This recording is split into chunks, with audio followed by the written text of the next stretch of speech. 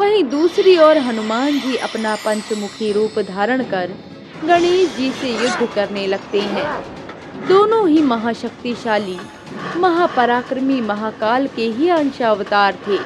इस कारण दोनों के बल की कोई सीमा न थी। दोनों ही एक दूसरे पर अपने दिव्यास्त्रों से प्रहार कर रहे थे, परंतु दोनों पर ही उन दिव्यास्त्रों का कोई प्रभाव नहीं पड़ रहा था। इस कारण इस युद्ध का कोई अंत होते नहीं दिख रहा था। जब बहुत समय तक युद्ध चलता रहा, तब युद्ध को समाप्त करने के लिए गणेश जी ने अपना अमोघ अस्त्र हनुमान जी पर छोड़ दिया और उसके उत्तर में अस्सलाम वालेकुम दोस्तों, आज हम जानने वाले हैं हनुमान और गणेश के आपस में जो युद्ध हुआ, जो लड़ाई हुई। हिंदुइज्म में इन दोनों देवताओं को देवता माना जाता है, इन दोनों किरदारों को भगवान का दर्जा दिया जाता है। तो उनकी वेदास, उनकी बुक्स और उनकी जो भी हिस्ट्रिकल बुक्स या मजहबी किताबें हैं, उनके हवाले से हनुमान और गणेश में जो फाइट हुई, लड़ाई हुई, युद्ध हुआ, उसका क्या नतीजा निकला, ये लड़ाई क्यों हुई और इसका नतीजा क्या निकला, ये सारी जानकारी आज हम इस वीडियो में जानने वाले हैं। दोस्तों, वीडियो बहुत इंटरेस्टिंग होगी, लेट्स सी। प्रिय भक्तों, आज हम आपको एक ऐसे युद्ध के संदर्भ में बताने जा रहे हैं जो पार्वती नंदन विघ्नहर्ता भगवान गणेश और पवन पुत्र संकट मोचन महाबली हनुमान के मध्य हुआ। हनुमान जी और गणेश जी दोनों ही सदैव धर्म का पालन करते थे और अपने भक्तों पर आए कष्टों का निवारण कर अनेक विपदाओं से उनकी रक्षा करते हैं। एक महादेव के पुत्र तो दूसरे महादेव के अंशावतार हैं। तो ऐसा क्या हुआ कि इन दोनों को ही युद्ध भूमि में एक दूसरे के समक्ष आना पड़ा? क्या है इस युद्ध की संपूर्ण कथा? आइए जानते हैं। प्रिय दर्शकों, ऐसी ही धार्मिक व रोचक कथाओं के लिए हमारे चैनल को सब्सक्राइब करें और साथ ही साथ बेल आइकन को भी प्रेस करें, जिससे हमारी वीडियोस आप तक पहुंचती रहे। अगर वीडियो अच्छी लगे तो इसे लाइक करें। शिव पुराण और लिंग पुराण के अनुसार गजासुर नाम का एक असुर था, जो असुर महिषासुर का पुत्र था। जब माता पार्वती ने अपना दुर्गा रूप धारण कर महिषासुर का वध किया, उस समय गजासुर अपनी माता के गर्भ में था। जब एक बार उसने अपनी माता से अपने पिता की मृत्यु के संदर्भ में पूछा, तो उसकी माता ने उसे महिषासुर के वध की कथा कह सुनाई। वो अपने पिता की मृत्यु के संदर्भ में जानकर अत्यंत दुखी और क्रोधित हुआ। माता दुर्गा के हाथों अपने पिता की मृत्यु के संदर्भ में जानकर उसने माता पार्वती से अपने पिता की मृत्यु का बदला लेने का निश्चय किया। ये आपने उचित नहीं किया माता। जिस प्रकार आपने मेरे पिता की हत्या कर मुझे सदैव के लिए उनके प्रेम से वंचित कर दिया, उसी प्रकार मैं आपको आपके पुत्र के प्रेम से वंचित कर दूंगा। जो पीड़ा मुझे मेरे पिता के ना होने के दुख में होती है, वही पीड़ा आपको भी होगी जब मेरे हाथों आपके पुत्र गणेश का वध होगा। परंतु ये भी सत्य है कि वो पार्वती नंदन है, उससे युद्ध करना कोई सरल कार्य नहीं है। ऐसा क्या मार्ग है जिससे मैं उसका वध कर सकूं? गजासुर अत्यंत विचलित था कि वो किस प्रकार माता पार्वती के पुत्र भगवान गणेश का वध करे, क्योंकि जो स्वयं महादेव और पार्वती के पुत्र हैं, उनको भला कौन क्षति पहुंचा सकता है। उनके वध की योजना हेतु गजासुर ने ब्रह्मदेव की कठोर तपस्या की। अनेकों वर्ष बीत गए, परंतु वो ब्रह्मदेव की तपस्या में लीन रहा। इतनी कठोर तपस्या देखकर ब्रह्मदेव अत्यंत प्रसन्न हुए और उन्होंने प्रसन्न होकर गजासुर को अपने दर्शन दिए। वाह, मैं तुम्हारी तपस्या से अत्यंत प्रसन्न हूँ। मांगो, तुम्हें मुझसे क्या वरदान चाहिए? हे ब्रह्मदेव, आपने मुझे दर्शन देकर मेरी तपस्या को सफल कर दिया है। मुझे वरदान दें कि मैं अमर हो जाऊं और इस संसार में कोई भी मेरा अंत ना कर सके। गजासुर, ये तुम भली भांति जानते हो कि अमरता का वरदान काल चक्र के नियम के विरुद्ध है। अतः हम तुम्हें अमर होने का वरदान नहीं दे सकते, अपितु तुम इसके अतिरिक्त हमसे कोई और वरदान मांगो, हम तुम्हें वह वरदान अवश्य प्रदान करेंगे। यदि ब्रह्मदेव मुझे अमरता का वरदान प्रदान नहीं कर सकते हैं, तो मुझे कोई ऐसा वरदान मांगना होगा जो स्वतः होना संभव ना हो। इस संसार में केवल काम ही है जो सर्वत्र जगत में व्याप्त है, कोई इसके प्रभाव से मुक्त नहीं है। कहो वत्स, क्या वरदान चाहिए तुम्हें?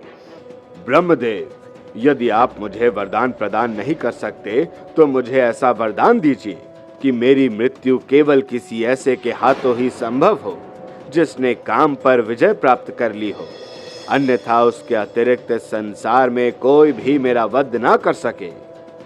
गजासुर को वरदान देकर ब्रह्मदेव वहां से अंतर्ध्यान हो गए। ब्रह्मदेव द्वारा मिले वरदान के कारण गजासुर अत्यंत शक्तिशाली हो गया और उसके साथ ही वो अत्यधिक दुष्ट भी हो गया। अब वो समस्त सृष्टि में उत्पात मचाने लगा, परंतु इतना शक्तिशाली होने के पश्चात भी वो गणेश जी का वध करने में सक्षम न हो सका। तब उसने श्री राम के भक्त होने का स्वांग रचा और श्री राम की भक्ति का नाटक करने लगा। राम नाम की ध्वनि सुनकर श्री राम के परम भक्त हनुमान जी गजासुर के समक्ष प्रकट हो गए। जय श्री राम। श्री राम के नाम की मधुर ध्वनि सुनकर तो मेरा हृदय पुलकित हो गया। हे राम भक्त, तुम कौन हो? मुझे अपना परिचय दो। जय श्री राम, जय जय श्री राम।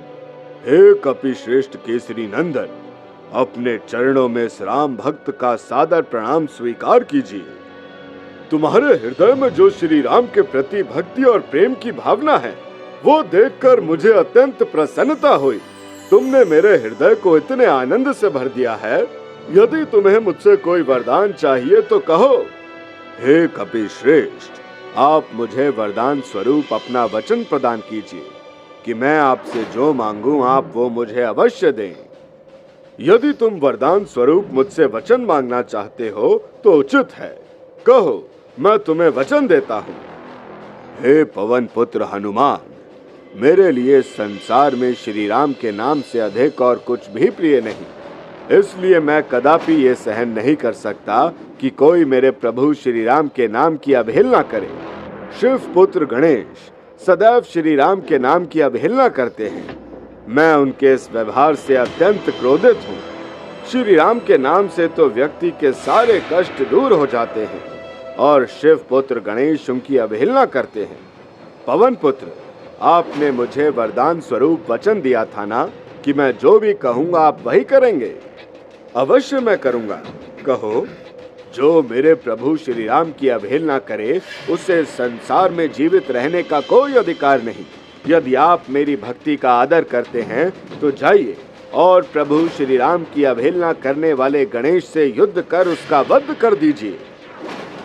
हनुमान जी गजासुर को वचन दे चुके थे, इसीलिए वचनबद्ध होने के कारण वो उसके कथन को अस्वीकार नहीं कर सकते थे।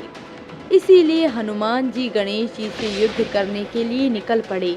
तभी मार्ग में उनकी भेंट देवर्षि नारद से हुई। नारायण नारायण। जय श्री राम। राम भक्त हनुमान, मुझे आप कुछ व्याकुल प्रतीत हो रहे हैं। क्या कोई बात है जो आपको व्याकुल कर रही है? देव ऋषि नारद, क्या ये सत्य है कि शिव पुत्र गणेश श्री राम की अवहेलना करते हैं? नारद जी हनुमान जी द्वारा पूछे प्रश्न के संदर्भ में जानते थे और वो भी स्वयं यही चाहते थे कि शीघ्र अतिशीघ्र गजासुर का इस सृष्टि से अंत हो जाए। और ये संभव करने के लिए उन्होंने हनुमान जी से कहा, नारायण नारायण। गणेश जी तो सदैव ही महादेव की भक्ति में लीन रहते हैं। मैंने तो उन्हें कभी भी श्री राम का नाम लेते हुए नहीं सुना। नारायण नारायण।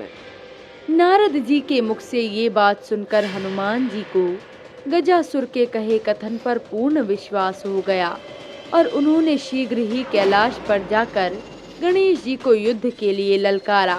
उसी समय नारद मुनि माता पार्वती और महादेव के समक्ष पहुँचे। और उन्हें हनुमान जी और गणेश जी के मध्य युद्ध के संदर्भ में अवगत कराया। जैसे ही माता पार्वती और महादेव उनके मध्य हो रहे युद्ध को रोकने के लिए मार्ग में बढ़े, उसी क्षण गजासुर ने आकर उनका मार्ग रोकने का प्रयास किया। कौन हो तुम? हट जाओ हमारे मार्ग से।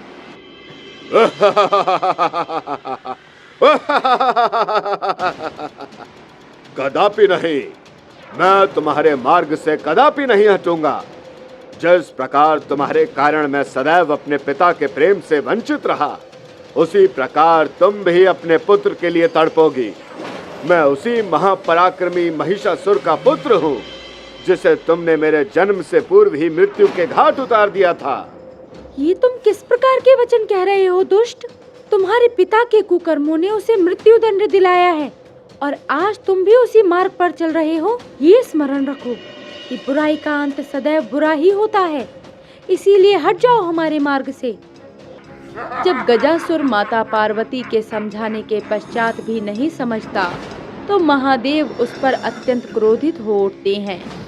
वहीं दूसरी ओर हनुमान जी अपना पंचमुखी रूप धारण कर गणेश जी से युद्ध करने लगते हैं। दोनों ही महाशक्तिशाली, महापराक्रमी महाकाल के ही अंशावतार थे। इस कारण दोनों के बल की कोई सीमा न थी। दोनों ही एक दूसरे पर अपने दिव्यास्त्रों से प्रहार कर रहे थे, परंतु दोनों पर ही उन दिव्यास्त्रों का कोई प्रभाव नहीं पड़ रहा था। इस कारण इस युद्ध का कोई अंत होते नहीं दिख रहा था। जब बहुत समय तक युद्ध चलता रहा, तब युद्ध को समाप्त करने के लिए गणेश जी ने अपना अमोघ अस्त्र हनुमान जी पर छोड़ दिया और उसके उत्तर में हनुमान जी ने भी अपना अमोघ गदा छोड़ दिया। दोनों के अमोघ अस्त्रों के आपस में टकराते ही समस्त सृष्टि कांप उठी। समस्त सृष्टि में हाहाकार मच गया, परंतु उसके पश्चात भी उन दोनों के युद्ध का कोई अंत न हुआ। तब श्री गणेश जी ने हनुमान जी को अपनी सूंड में जकड़ लिया और हनुमान जी ने गणेश जी को अपनी पूंछ में जकड़ लिया। दोनों ही एक दूसरे के बंधन में बंध गए और युद्ध करने में असमर्थ हो गए। वहीं दूसरी ओर महादेव गजासुर की मृत्यु के रूप में उसके समक्ष खड़े थे, क्योंकि गजासुर को ब्रह्मदेव द्वारा मिले वरदान के अनुसार केवल कोई ऐसा ही मृत्यु दे सकता था जिसने काम पर अपनी विजय प्राप्त की हो, और इस संसार में केवल महादेव ही हैं जिन्हें काम पर विजय प्राप्त है। इसीलिए केवल महादेव ही थे जो उसका अंत कर सकते थे। तब महादेव ने अपना त्रिशूल उठाया और अपने एक ही प्रहार से गजासुर के प्राण भर लिए। परंतु इस क्षण तक भी गणेश जी और हनुमान जी उसी अवस्था में एक दूसरे के साथ बंधे हुए थे। तब उन्हें समझाने हेतु माता पार्वती और महादेव उनके समक्ष जा पहुँचे। पुत्र गणेश, पुत्र हनुमान, आप दोनों के मध्य ये किस प्रकार का मतभेद है? गजासुर ने छल करके आप दोनों के मध्य इस युद्ध को करवाया है और अपने इन्हीं पाप कर्मों के कारण वो दुष्ट महादेव के हाथों मृत्यु को प्राप्त हुआ। पुत्र गणेश, आप अपने पिता महादेव के परम भक्त हैं और पुत्र हनुमान, आप मर्यादा पुरुषोत्तम राम के परम भक्त हैं। परंतु आप दोनों मुझे बताइए, क्या श्री राम और महादेव एक दूसरे से भिन्न हैं?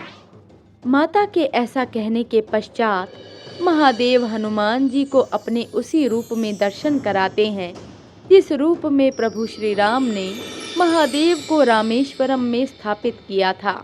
तब हनुमान जी और प्रभु गणेश को महादेव के उस ज्योतिर्लिंग के भीतर प्रभु श्री राम और महादेव दोनों के दर्शन हुए।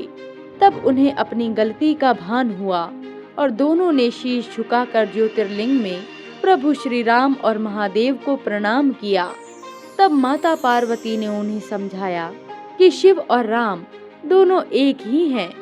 जो दोनों में भेद कर आपस में मतभेद करता है, उन्हें किसी की भी भक्ति प्राप्त नहीं होती। दोस्तों, वीडियो देखने के बाद हमें ये मालूम हुआ कि किस तरह से एक राक्षस ने गणेश और हनुमान के दरमियान दो हिंदुइज्म के बड़े देवता, जिनके टकराने से सृष्टि दुनिया हिल गई थी, उनकी बुक्स के मुताबिक तो उनके बारे में जो फाइट हुई और उस फाइट को महादेव ने, हिंदुइज्म के बहुत बड़े देवता जिन्हें माना जाता है, महादेव ने आकर उस जंग को रोका, उस लड़ाई को रोका।